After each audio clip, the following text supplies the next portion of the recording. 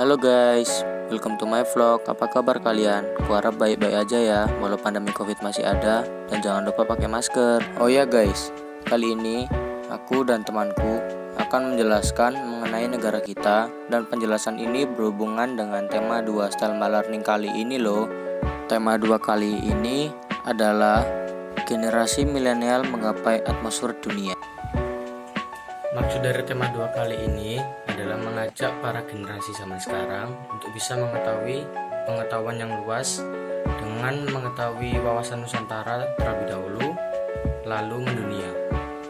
Karena pada zaman sekarang, generasi muda banyak terpengaruh dengan gadget. Jadi mereka terlihat seperti pengangguran yang hanya bermain gadget di rumah dan tidak melakukan apapun. Pertama-tama, perkenalan. Aku Gregorius, biasa dipanggil Greg, kelas 10 IPS 1 dari SMAK Stella Maris dari Kota Gresik. Hai teman-teman, kenalin, nama saya Daniela, biasa dipanggil Bella, dari 10 IPS 1 SMAK Stella Maris dari Kota Surabaya. Oke teman-teman, kita langsung simak video kali ini. Oh ya guys, bentar ya, aku mau telepon temanku dulu. Del, lagi sibuk nggak? Aku mau sharing cerita gitu bentar, bisa nggak? Oh iya, halo Greg, lagi kosong deh, emang kenapa? Jadi, aku mau ceritain tentang wilayah Nusantara kita sekalian sambil ngevlog. Walah, sambil vlog, ya udah oke. Jadi, tadi iseng cari di internet kalau Indonesia itu punya potensi yang kuat biar bisa jadi negara maju, biar bisa nyaingin negara lain gitu. Loh, iya ta, emang apa saja syarat dari negara maju? Setauku, di negara kita masih jadi negara berkembang ya. Jadi, syarat untuk bisa jadi negara maju adalah harus memiliki pendidikan yang bermutu. Kedua, tingkat kesehatan yang baik dan terjamin. Ketiga, adalah pembangunan infrastruktur yang merata. Dan keempat, peningkatan produktivitas kerja. Yang kelima, pengelolaan sumber daya alam yang baik. Keenam, pengembangan teknologinya harus canggih. Ketujuh, pemberantasan tindakan korupsi harus bisa dilakukan dengan bijaksana. Ya, emang sih negara kita masih dalam kategori negara berkembang. Tapi suatu saat aku yakin pasti negara kita akan maju. Iya sih, semoga negara kita bisa jadi negara maju. Tapi selain negara kita yang bisa maju, negara kita juga memiliki ciri khas seni tersendiri loh teman-teman. Contoh saja alat musiknya. Di Indonesia, beragam alat musik sesuai dengan pulaunya masing-masing loh teman-teman. Seperti angklung itu kan berasal dari Jawa Barat. Angklung itu sudah sangat dikenal oleh kalangan dunia loh teman-teman. Asal kalian tahu, ada beberapa Miss Universe dari luar negeri yang cukup terkenal yang pernah memainkan angklung ini, yaitu Stefania Fernandez. Jadi, kita sebagai anak bangsa harus menjaga kelestarian ciri khas dari negara kita tercinta ini. Jangan kalian semua yang sedang menonton malah kecanduan dengan drama Korea ataupun drama Chinese. Ya, nggak apa sih kalau nonton drama Korea atau Chinese, tetapi ingat juga dengan kelestarian negara kita yang tercinta ini. Dan juga kita sebagai generasi muda yang berbakat harus bisa menyaingi para generasi muda di negara lain dan bisa membangun negeri kita menjadi lebih baik. Kalau kalian lagi nonton drama Chinese, setidaknya kamu juga tahu kosakata sehari-hari yang mudah dipahami. Contohnya, ni artinya kamu, wo artinya aku atau saya, dan masih banyak lagi. Wah, hebat ya, hingga terkenal di luar negeri alat musik negara kita. Oh iya, kenapa aku kok tidak mempelajari kosakata sehari-harinya ya? Oh iya, Greg, kalau kamu tahu tentang itu, kamu pasti tahu dong sejarah dari negara kita. Hah? Emang apa? Soalnya aku kurang pelajari tentang sejarahnya. Jadi teman-teman, periode era di negara Indonesia ada 5, yaitu periode era prakolonial, era kolonial, era kemerdekaan, era Orde Baru, dan era reformasi. Periode era prakolonial ini adalah munculnya kerajaan-kerajaan Hindu-Buddha dan Islam di Jawa, Kalimantan, dan Sumatera yang terutama mengandalkan perdagangan. Periode kolonial ini adalah masuknya orang-orang Eropa terutama di Belanda, Portugis, dan Spanyol yang menginginkan rempah-rempah mengakibatkan penjajahan oleh Belanda selama sekitar 3,5 abad antara awal abad ke-17 hingga pertengahan abad ke-20. Periode kemerdekaan ini awal pasca proklamasi kemerdekaan Indonesia 1945 sampai jatuhnya Soekarno 1966. Periode Orde Baru ini 32 tahun masa pemerintah Soeharto serta Orde Reformasi yang berlangsung sampai sekarang. Oh, jadi gitu. Oh ya teman-teman, aku juga pernah tahu di sekolah kalau proses masuknya Hindu-Buddha ke negara kita lewati jalur perdagangan kuno di kawasan Asia Tenggara. Ada juga beberapa teori proses masuknya Hindu-Buddha ke negara kita, yaitu teori Brahmana, Vaishya, Ksatria, dan arus balik. Oke, pertama teori Vaishya. Teori Vaishya adalah teori yang menunjukkan bahwa para pedagang yang beragama Hindu dan Buddha menyebarkan ajarannya ke Nusantara. Para pedagang itu disebut berasal dari India dan berlayar ke Nusantara. Dahulu kala, perdagangan dilakukan dengan menggunakan jalur laut dan kapal mengikuti arah angin. Indonesia saat itu dikenal sebagai daerah yang strategis dalam pelayaran dan perdagangan internasional. Lalu, para pedagang yang berasal dari India tersebut berlabuh dan menetap di Nusantara. Selain itu, dalam teori Vaishya juga dijelaskan bahwa saat menetap itulah para pedagang menyebarkan agama Hindu-Buddha kepada masyarakat. Tidak hanya menetap dan berdagang, berbagai sumber mengungkapkan bahwa para pedagang dari India itu juga menikah dengan penduduk setempat. Pernikahan itulah yang membuat komunitas Hindu-Buddha terbentuk.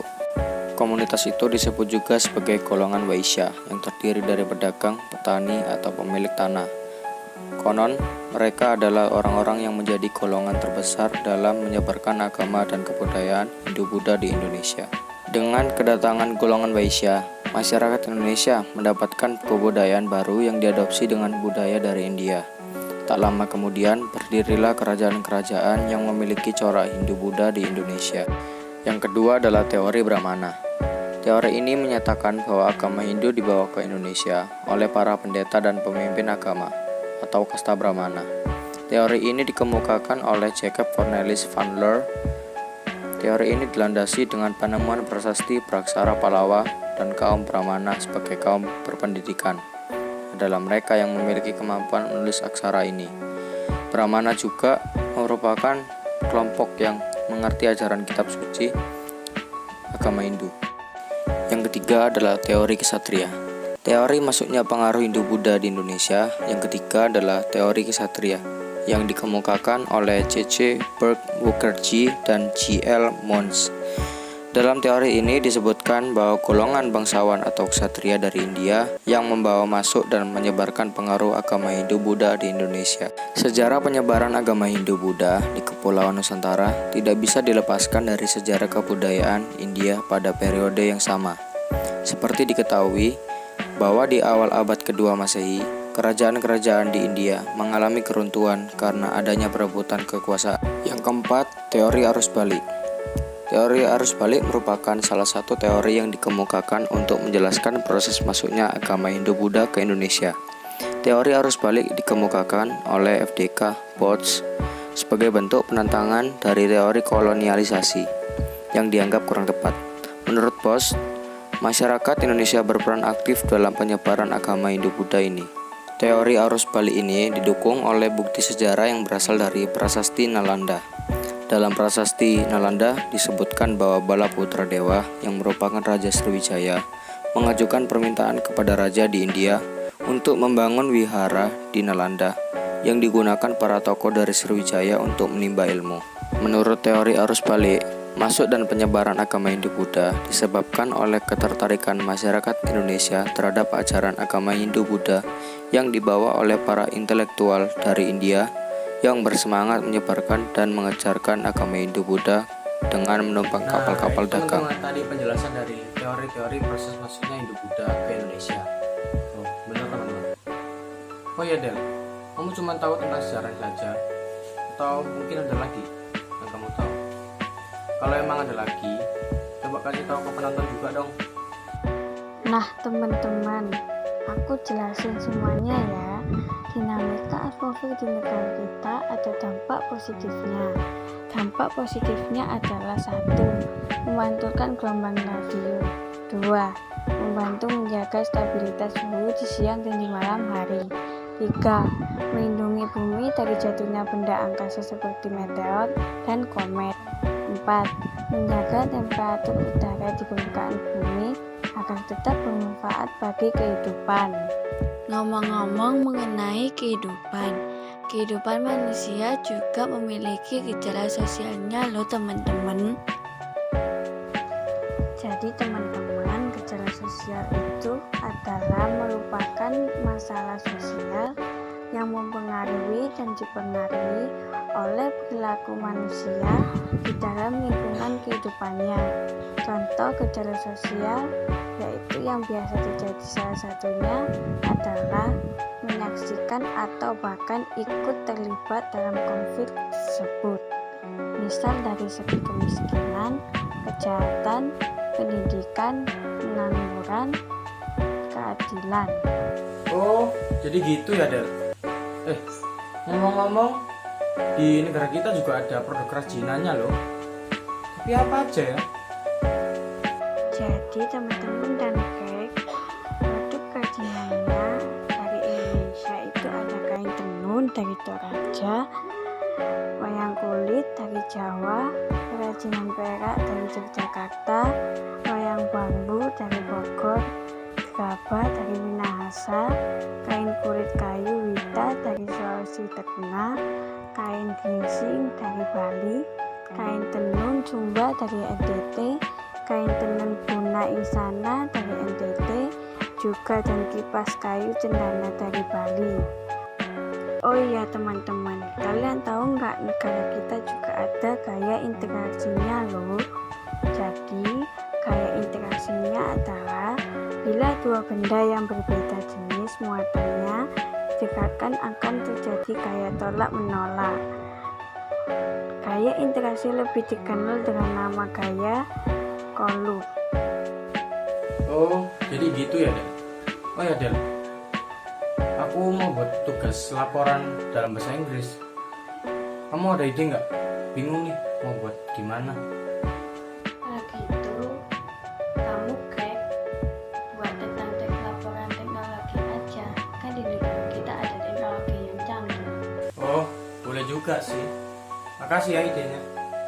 Oh ya teman-teman, untuk penutupan di video vlog kali ini, aku akan menjelaskan sedikit tentang pengertian sinus dan kosinus. Karena kemungkinan banyak dari pelajar di Indonesia mengalami kesulitan dalam membahas materi sinus dan kosinus. Untuk yang pertama adalah aturan sinus.